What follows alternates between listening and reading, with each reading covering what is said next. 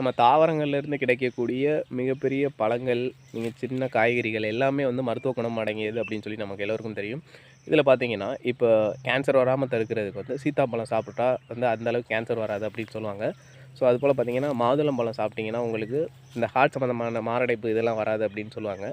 So இதே வந்து உங்களுடைய பிளட்ட வந்து நல்லா ரத்தத்த வந்து சுத்திகரிக்கணும் அப்படின்னா வந்து அருகம்புல் ஜூஸ் அந்த இது குடிக்கலாம் அப்படின்னு சொல்லுவாங்க.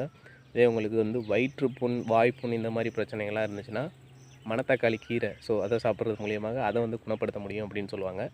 அடுத்து பார்த்தீங்கன்னா, உங்களுடைய பிரெயின் நல்லா செழிப்பா இருக்கணும் அப்படின்னா வந்து, உங்களுக்கு வால்நட் வந்து ரொம்ப ஒரு முக்கியமான ஒரு இது. அது நட்ஸில பட் வந்து பப்பாயா அதாவது பப்பாளி சாப்பிட்றது மூலியமாகவும் உங்களுடைய பிரெயின் வந்து நல்லா இருக்கும் அப்படின்னு சொல்லுவாங்க.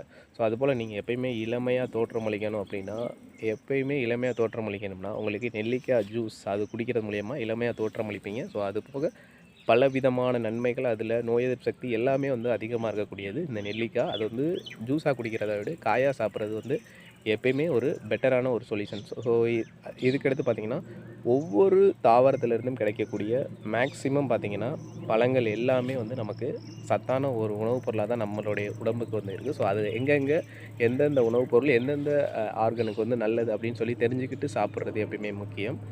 ஸோ உணவுப் பொருட்கள் தான் வந்து மருந்து. அத வந்து நம்ம ப்ராப்பரா நல்லபடியா சாப்பிட்டோம்னா, அதுவே வந்து ஒரு நல்ல மருந்து. அதுவும் வீடுகள்ல நம்ம சாப்பிடக்கூடிய உணவுப் பொருட்கள் எல்லாமே பயங்கரமான ஒரு நன்மை பயக்கக்கூடியது. உடம்பையும் வந்து ஆரோக்கியமா வச்சுக்கிரும்.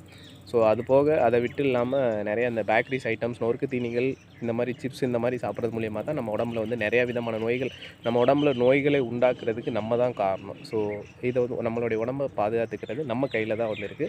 ஸோ முடிந்த அளவு வந்து நட்ஸு, விதைகள் ஸோ இதெல்லாம் வந்து நெறையா புரோட்டீன்ஸு, எக்ஸு வந்து நெறையா எக்ஸு இந்த மாரி இதெல்லாம் வந்து எடுத்துக்கிறது மூலியமாக ரெகுலரா நம்மளுடைய பாடிய வந்து நம்மளே ஹெல்த்தா வச்சுக்கிறதுக்கான ஒரு சின்ன டிப்ஸ்.